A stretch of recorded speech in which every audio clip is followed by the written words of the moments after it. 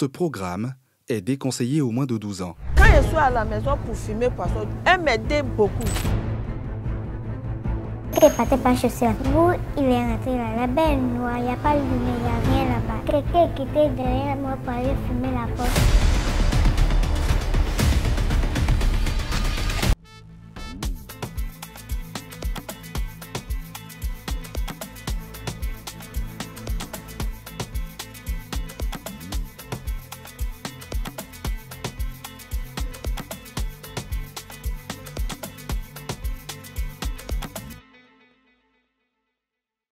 À peine 13 ans, et violée à plusieurs reprises par deux jeunes hommes. C'est la triste histoire de cette adolescente que nous nommerons Efia pour des raisons de sécurité.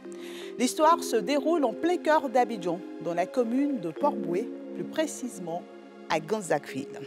Efia serait tombée dans un guet-apens de jeunes adolescents du quartier. Suite à cette agression sexuelle sauvage cousue de fil blanc, la petite fille est tombée enceinte. Ses bourreaux, qui ne présentent aucun signe de regret, continuent de la menacer. Pas d'image difficile dans cette émission ce soir, mais plutôt des propos violents qui peuvent heurter les plus sensibles. Attention.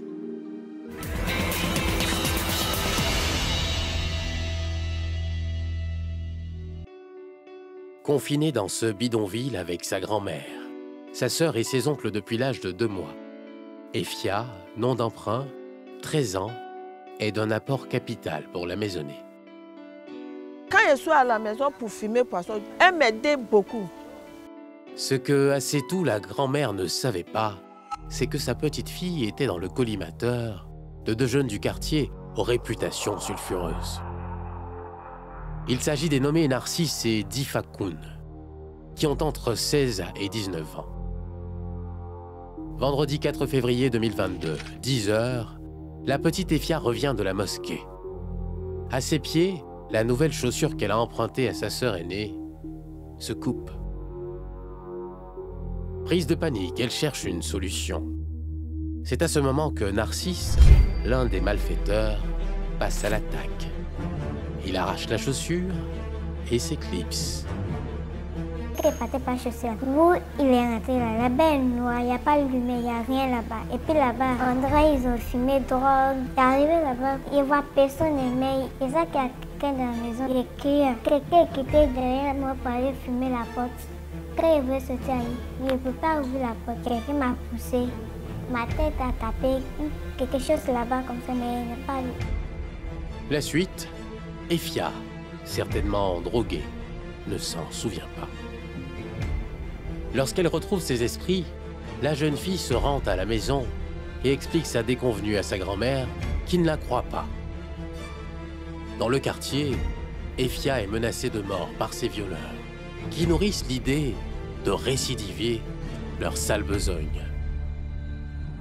Et bis repetita, Efia tombe à nouveau dans un traquenard machiavélique. Quelqu'un lui dit que son oncle l'appelle quelque part. À destination, elle tombe nez à nez sur Narcisse et Difakoun, puis Maxime, un troisième qui refuse de participer à cette tâche déshonorante. Très vite, Narcisse et Difakoun lui dressent un couteau sous la gorge. Ils ont tiré le couteau sur lui. S'il va partir dire à ma grand-mère, ils vont le tuer. Où ils vont me tuer pour mettre là. Personne ne va me reconnaître là-bas. Donc, si le troisième, s'il sait qu'il a peur, on peut la partir de ma grand-mère. Lui aussi, il va venir me violer aussi. Lui-même, il ne veut pas. Comme ils ont tiré le couteau, c'est lui aussi, il est venu faire. Il y a un qui a été me violer, puis l'autre là, il a été fumé. Et puis, quand l'autre est fini, il a donné le téléphone là, celui qui m'a violé premier. Et puis, lui aussi, il est venu. Quand ils ont fini tout ça, ils ont partagé. Ça, une de mon oncle, c'est venu sur lui aussi son téléphone. C'est ça, il a envoyé à ma grand-mère. Quelques jours plus tard, à Sétou, la grand-mère constate que sa petite fille est souffrante. On a envoyé lui à l'hôpital. Comme si c'est paru. Quand on a parti, on dit non, elle est enceinte. 3 mois, 2 semaines. Hey, ça c'est qu'elle a fait ça là. Cette fois, Yaya, l'oncle de la petite Efia, s'empresse de porter plainte au commissariat de Vridi et d'informer le chef de la communauté. Les violeurs présumés convoqués le chef de la communauté choisit de répondre à leur place. Ils m'ont demandé de quoi il s'agissait et que ce problème est arrivé jusqu'à ce niveau. Je dis non, je ne suis pas au courant d'un fait, mais ils sont venus m'informer. Maintenant aussi, moi aussi, je vais rentrer dans les détails. Ils m'ont laissé le problème, dit bon, c'est vous qui êtes le responsable, on vous laisse le temps d'aller mieux fouiller et mettre tous les points sur les i comme il le faut. Privilégiant la paix au sein de sa communauté, le chef opte pour un règlement à l'amiable de cette affaire sordide. Une décision qui fait le lit de l'impunité, car les parents des violeurs présumés s'accommodent des réponses ambiguës et évasives, tandis que les mises en cause narguent la victime. Venu expressément du Ghana pour laver l'affront contre sa famille, Ali El Hassan, frère aîné de la petite Efia, révèle le véritable visage de ses bourreaux, couverts par leurs parents. L'autre là, il filme. Ça, moi, il dit, quand tu vas au ghetto, là, il filme. Et puis l'autre aussi, il ne respecte pas ses parents. Donc s'ils disent que non, les enfants ils respectent, là, c'est faux. Les parents ont peur de dire la vérité. Ali ne fait point de mystère de la riposte que ses frères et lui ont apportée aux violeurs présumés qui continuaient de les narguer. Oui, il est sauté, on l'a pris. Au dehors là-bas, en tout cas, il n'est pas laissé. Il est bien sur côté. C'est toi qui dis qu'il n'y a pas de garçon. C'est moi, je suis garçon, il faut parler. Tu disais quand on était au Ghana. On est arrivé en Côte d'Ivoire, il faut parler. En tout cas, il n'est pas laissé. Mais le chef de la communauté recadre les différents camps protagonistes. Pendant ce temps, Efia et sa grand-mère sont stigmatisées. Elle porte à elle seule le poids de cette grossesse. Quand mon ventre a commencé à devenir gros, on partait à l'hôpital. Tout le monde se moquait de moi. Il y a eu honte, il pleurait. Il me sentait bizarre parce qu'il a peur. Je ne sais pas s'il vit encore, bien il vit pas encore. Donc il avait peur.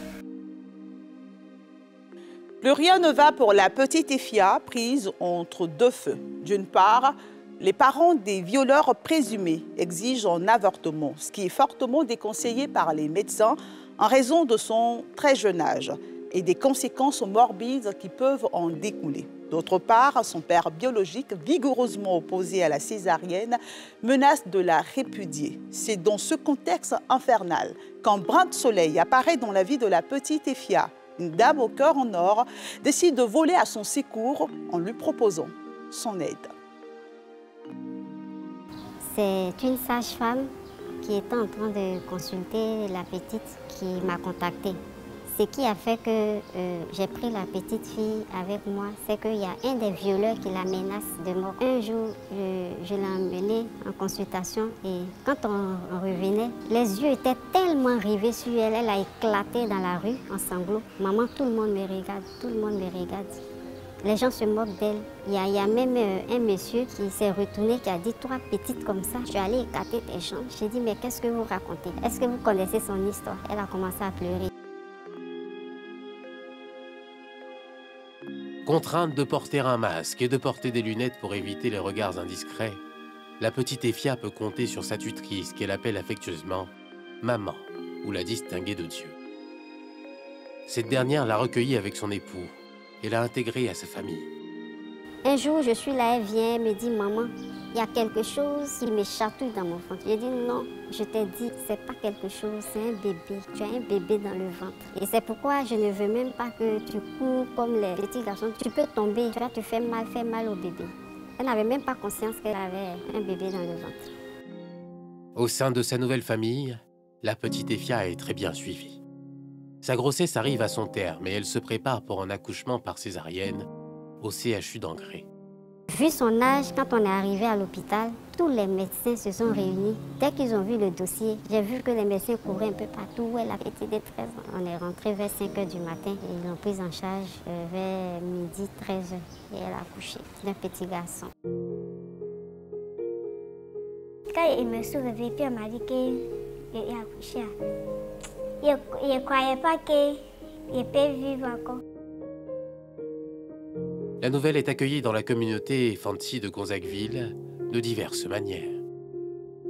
J'ai déplacé la grand-mère, dit aller voir la fille, de faire venir la fille pour que je puisse la voir. Et jusqu'à présent, je ne l'ai pas reçue, jusqu'à peine un an de cela. Emballée, la mère biologique d'Efia met la photo de sa fille en statut sur sa page Facebook. Baignant toujours dans l'impunité, le chef de file des violeurs présumés fait un commentaire désobligeant. Narcisse a vu que maintenant je suis devenue jolie, que maintenant je suis devenue belle, ici enfant maintenant, donc de me retourner là-bas encore. Les parents du violeur présumé, quant à eux, se disent prêts à payer tous les frais de maternité, supportés de manière cavalière par la nouvelle tutrice d'Efia.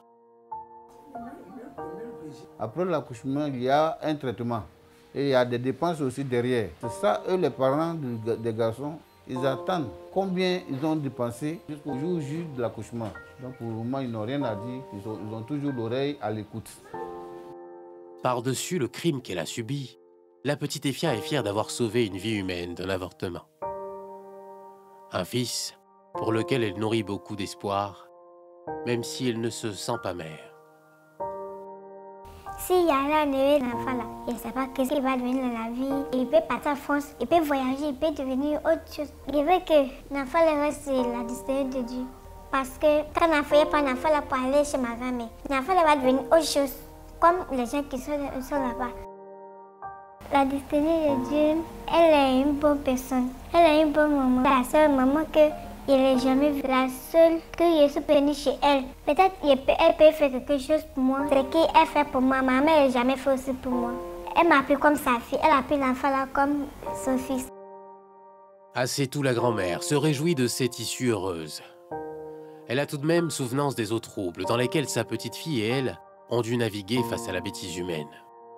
Ben elle là, il n'a qu'à prendre les affaires. C'est Dieu qui va juger l'affaire. Moi, il ne parle pas. Il ne parle pas.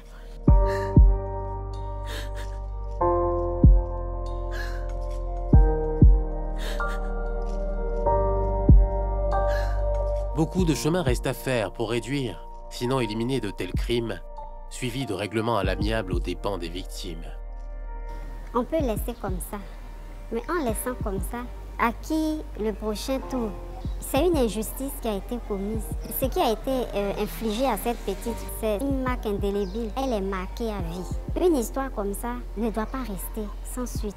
Il faudrait que ces personnes-là comprennent que nous sommes dans une société qui est régie par des lois. Cette parenthèse lourde de larmes, de sueur, de sang, n'attarie en rien l'avenir rose qui s'ouvre à la petite Efia. Je vais devenir policier. À coup de eux-mêmes, je vais devenir policier. S'il n'y a pas les gens comme ça dans notre famille, elles aussi vont continuer de faire des bêtises. Le bébé d'Efia a 9 mois au moment où nous bouclons ce sujet. Il se porte comme un charme. Sa bienfaitrice le considère comme le sien. Quant à la petite Efia, elle essaie de retrouver le cours normal de sa vie, mais avec beaucoup de difficultés, car ses violeurs présumés continuent de la menacer, de menacer ses parents. Au regard de l'impunité dont semblent jouir les agresseurs, de la terreur dans laquelle vivent Efia et ses parents, qui pourtant sont des victimes, plusieurs questions taraudent des esprits. Comment comprendre qu'un tel viol puisse rester impuni jusqu'à présent? Pourquoi la police n'a-t-elle pas repris le dossier en main? Pourquoi la seconde plainte est-elle restée sur le bureau du procureur de la République sans suite?